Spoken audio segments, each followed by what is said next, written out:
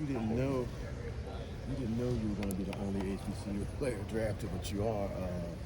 Do you feel like you're kind of carrying a torch for the HBCU, or just feel pressure about being the only one this year? Yeah, I'm blessed. I'm blessed to be the only guy drafted, but I feel like there's a lot of other guys that surely was deserving. So we're all going to carry those torches. It's not just me. Those guys are going to make the squads and do great things in this league. So we're all carrying the torch. A lot of us guys, we stay in contact with each other. So we just supporting each other because this is our space, really. The Ravens, obviously, drafted 3 offensive and they've got a deep offensive line. What are your thoughts about, hey, how am I going to fit in, and what do I need to do to make them show them that I'm ready to play even as a rookie? Yes, sir. I just do what I do. I'm a sponge. I listen. And that's the main things I do. I listen to do everything that coach is telling me to do. And that's all I can do. I can control what Carson Vinson does, and I try not to look at outside noise or anybody else. And I really just focus on what I have to do.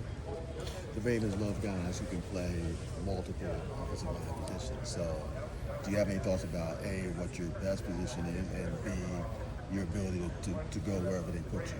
Yes, sir. So, I'm going wherever coach tells me right now. I'm at left doing what I do, but, I also play swing tackle. When they have me moved around, I'm learning the entire offense in and out. So just learning the entire offense in and out, where they can plug and play me anywhere they can, just helps my value. How much pride do you take being the one draft pick from HBCU as well? I wouldn't say it as pride as the one draft pick, because I feel like there was other guys that should have been drafted. Yeah. So, I take it as pride to come from HBCU, but me and the other guys in the draft class, we're going to do great things in all of our organizations. So that's just one thing. Do you think that you provide hope because, hey, maybe if I show something, it might show more of, hey, you might be wanting to look at more of HBCU? Yes, sir, and especially in the day and age of the transfer portal, a lot of guys feel like the transfer portal is the only way out. But I just want to show that, you can stay at your school and make it to wherever you want to from your institution. I think I read somewhere you said, it is kind of like a family, all the schools. Yeah. How much feedback did you get after you got drafted? Do you get a lot of people reaching out from all over? Yeah, I get love from every single HBCU school everywhere. It's really one big family, it's one big culture. So, it's really been a blessing. It's really been a blessing, the amount of love I've gotten since everything's happened. Even before then, it's really been a lot. It's really been special for me. Anyone in particular, any person that did reach out to you, that stands out to you at all, that reached out to you? I mean, it's tons of guys. It's tons of former HBCU guys, not just at A&M, but tons of guys I've played against that's in the league now that reached out to me, talking to me. And I just get the Was it calling or texting? Yeah, they call and text me, and they got Instagram, so they can find me on social media, and they really just pour into me. I'll talk to them, pick their brain, and so because we all support each other. So when the next go around, the guys next year, I'll do the same thing for them. Is it hard to even estimate how many people reached out to you? Oh man, it's been crazy. It's been crazy, but it's all love. It's really been a blessing that many people care about me. So yeah. Do many people talk about that? You wish that more, like you said, more people did, more players from if you get drafted. Is that a topic at all? It is, and one thing I will say is that I feel like you can make it from anywhere. They always say the NFL will find you. So I feel like if you do what you need to do, that you don't have to transfer or go anywhere. If you really don't feel like that's in your heart, you can stay at your institution.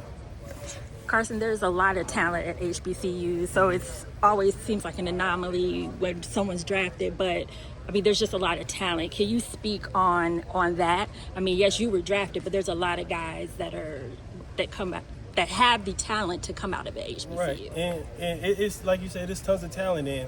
One thing I will say is, if you look at my tape, I don't make every single block. It's because I go against talented players every game, day in and day out. So, there's a lot of guys in these spaces that, while, yes, I was the only guy drafted, these guys are going to make these teams, because once they get into the squads and they have their opportunity, they're going to make the most out of these opportunities.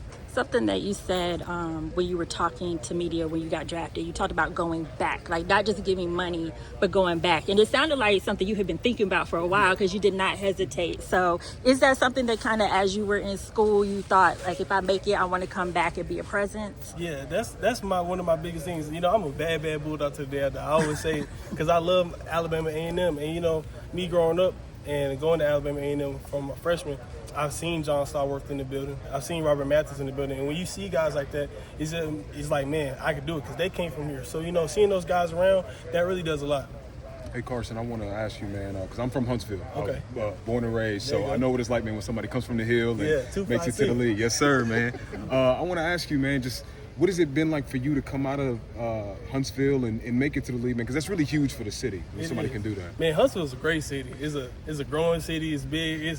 It's going to be a fantastic city. It's somewhere I can honestly see myself living at. You know, it's a fantastic city, and there's a lot of support there, not only from HBCUs but the other campuses around there. Because we always been close to like UNA and UH, so it's stuff like that. It's been a really great time in Huntsville. Transitioning to your time here, kind of what has it been like for you, man, when you finally took the field and when you saw your name on the back of the jersey and just being in the facility, seeing Ravens logos plastered all over the place, knowing that you made it? Yeah, it slowly hits you. You know, you see a certain thing in it, and you're like, man, I'm in the NFL, but I never get comfortable. That's one thing, I never get comfortable, because at the end of the day, this is a business. So, you know, I'm not here as a field trip. I'm here to, you know, play football. We saw Coach Warhawk coaching you up. I mean, what are some of your takeaways from this, although it's been a short experience, but many more to come? What's one of your takeaways from just your time here and the coaching? And first off, it's a family field, so I love hard coaching because you know where it's coming from. You know, I've always learned that it's not how they say, it's what they're saying. So, you know, I love being Coach Hart, and I love being a sponge and taking up all the stuff because he has years and decades of information that he has to give me. So, you know, I'm doing my best to be coachable and everything. So, man, I'm loving it. I'm loving it. Has there been any big surprises for you ever? Like, you know, since you've been drafted, any kind of big surprises for you? Not really. You know, it's funny because, you know, you play video games a lot. I used to play video games a lot, and it's kind of like having your little my player, but you're doing it in real life. So, you know, that's one thing. It's just kind of like you're actually doing it because, you know, you always like had a dream, but like when it really comes into fruition, you know, it's a little different. But, you know, it's just everything step by step is a blessing. You know, God's blessed me, so it's been a great time. You're stepping into a team where offensive line play is obviously very vital. Last year, the Ravens, the only team to ever throw for 4,000 and rush for 3,000. You're protecting Lamar and Derrick Henry as well. Kind of what is your mindset when you walk into you know, the locker room knowing that, you know, I got to protect those guys right there? Right, and you know, the thing about the Baltimore Ravens is a standard. You know, there's a standard that these guys have in this building. There's a reason why the Super Bowl's here, championships. And, you know, it's a standard that I had to come in, fit in, and then uphold when I get in that opportunity. So I'm just taking it day by day, doing the absolute best that I can in every single facet, a little detail, studying and everything. And that way I can just do what I do for this team. Carson, what's 3 things that you can share with fans about yourself that has nothing to do with football? Nothing to do with football. I say one, I'm a big chess player. Like, I love chess. Everybody at A&M knows that, like, I always playing chess on my phone, on my laptop. I even play some of my boys in the cab. Like, we'll go in the cab and bring my chessboard in there. Another thing, too, is I'm a big fisherman. Like, I love fishing. I love fishing, going out there on the water. That's a good time. And the third one, I don't know. I don't do much else other than those 2. Okay, those are good, though. That's good. What's the largest fish you caught?